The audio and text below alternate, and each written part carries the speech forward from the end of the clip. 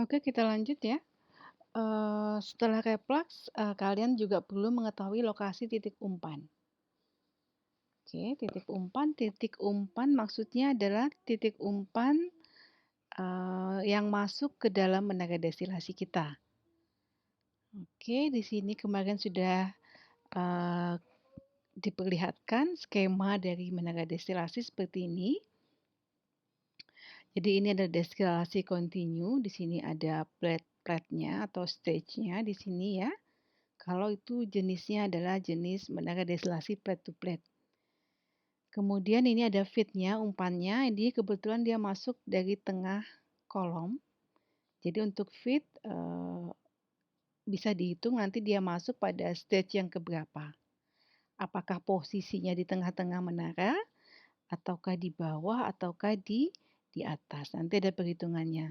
Sebetulnya perhitungannya di mata kuliah operasi pemisahan bertingkat ya, tapi saya cuman akan, mendeskripsikan saja. Oke, lokasi titik umpan atau feed akan mempengaruhi jumlah stage yang dibutuhkan dalam proses pemisahan. Umpan seharusnya masuk kolom destilasi pada titik keseimbangan antara komposisi umpan. Jadi, dia mestinya masuk pada, titik keseimbangan uap cair dari, komponen yang masuk ke dalam menara destilasi tersebut. Lanjut. Nah, ini adalah gambaran dari neraca massa ya, yang ada pada setiap stage dalam menara destilasi.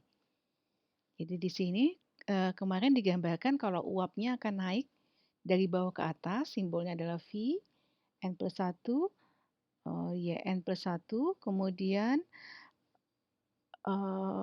dari bawah ke atas untuk uap, kemudian untuk liquidnya atau cairnya itu adalah dari atas ke bawah. Oke, kemudian cairan yang ke bawah ini akan diuapkan oleh reboiler, kemudian uapnya akan naik ke atas, uap ini kemudian akan dikondensasikan oleh kondenser sehingga terbentuklah cairan yang akan turun kembali ke bawah. Jadi ini adalah gambaran neraca massa yang terjadi dalam tiap stage dalam menara destilasi. Jadi perhitungan-perhitungan ini akan kalian dapatkan di mata kuliah, operasi pemisahan bertingkat ya, neraca massa bahan dan neraca energinya. Oke, di situ ada keterangan Vn aliran uap dari stage, kemudian Vn+1 aliran uap ke stage dari stage di bawahnya, ada Ln aliran liquid dari stage, kemudian ada Ln-1 aliran liquid ke stage dari stage di bawahnya, kemudian ada Fn aliran umpan masuk stage, ada Sn, ada Qn ya, aliran panas masuk atau keluar stage, kemudian ada jet di situ. Jet adalah fraksi mol komponen I dalam aliran umpan. Jadi umpannya kan, terdiri dari berbagai macam bahan ya, jadi sudah merupakan campuran, makanya di situ disebutkan fraksi mol komponen I dalam aliran umpan. Kemudian untuk neraca energinya, kalian tentu saja membutuhkan data-data seperti H besar untuk entalpi pada fase uap, H kecil untuk entalpi pada fase liquidnya, ada HF, itu ada entalpi umpan. Umpannya kan komposisinya kan akan beda ya, ada nggak cuma satu fase, kadang itu ada 2 fase, umpannya terdiri dari uap dan liquid. Kemudian ada, X di situ, fraksi mol komponen I dalam aliran liquid, sementara untuk Y adalah fraksi mol komponen I dalam aliran uap. Jadi kalau X itu adalah fraksi mol dalam liquid, kalau Y fraksi mol dalam uap.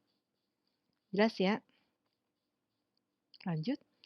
Nah, pada stage keseimbangan, aliran cairan dan uap meninggalkan stage pada kondisi keseimbangan dan komposisi cairan uap ditentukan dengan hubungan keseimbangan cairan uap. Ini adalah hukum Raoult-Dalton.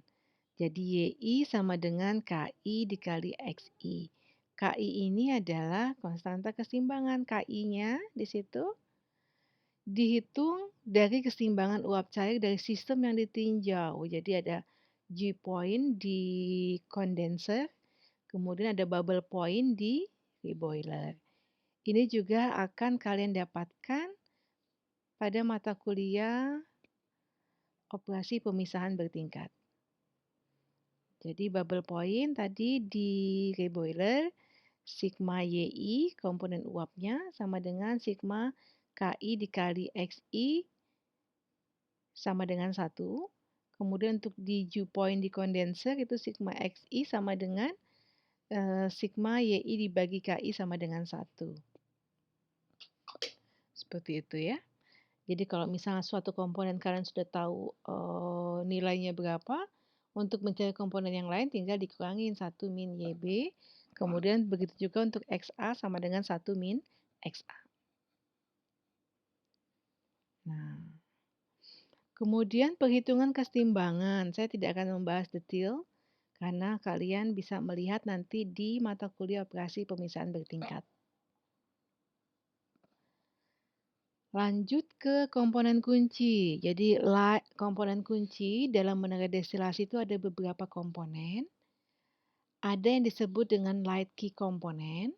Itu adalah komponen yang diinginkan berada pada top produk atau produk atas. Kemudian kalau happy key komponen itu komponen yang diinginkan berada pada bottom produk atau produk bawah. Nah, bagaimana dengan komponen lainnya? Nah, komponen yang tidak ada di atas maupun di bawah, maka itu yang disebut dengan non-key komponen. Jadi komponen yang ada di dalam bottom dan top product sebagai distributed komponen. Jadi dia terdistribusi baik di atas maupun baik di produk atas maupun di produk bawah. Sementara kalau komponen yang cuma ada di atas doang itu namanya light key komponen. Komponen yang cuma ada di bawah aja itu yang namanya happy key komponen.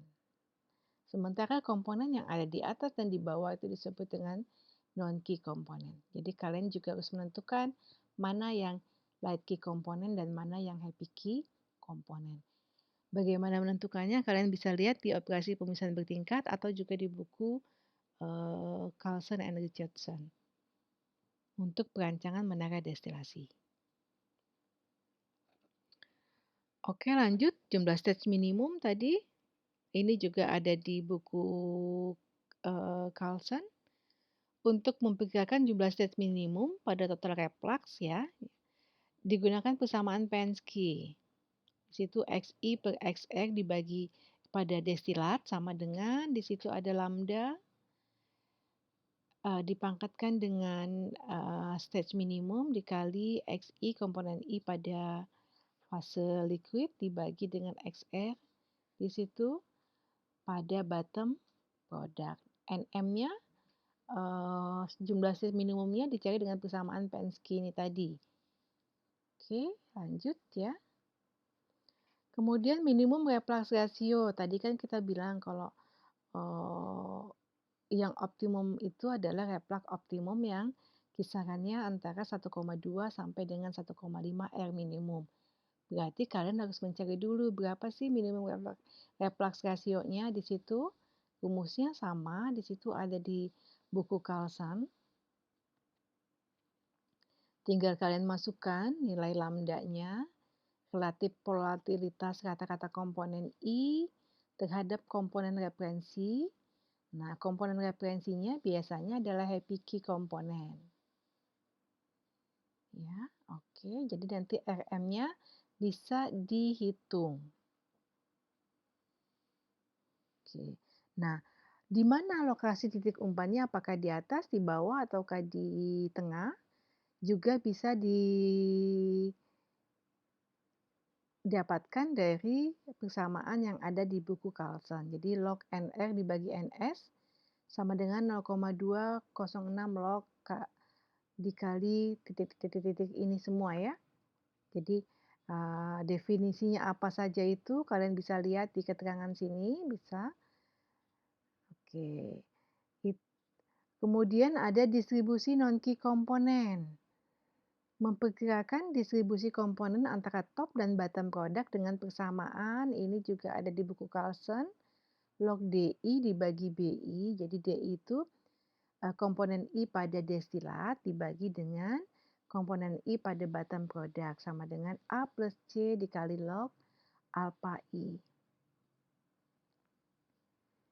Oke, itu dulu yang saya sampaikan, dipahami.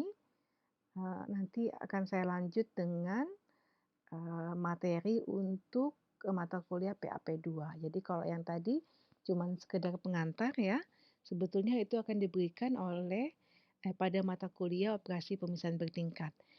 Untuk PAP 2 mestinya kita langsung tinggal pakai untuk menghitung ukuran kolom dan lain sebagainya.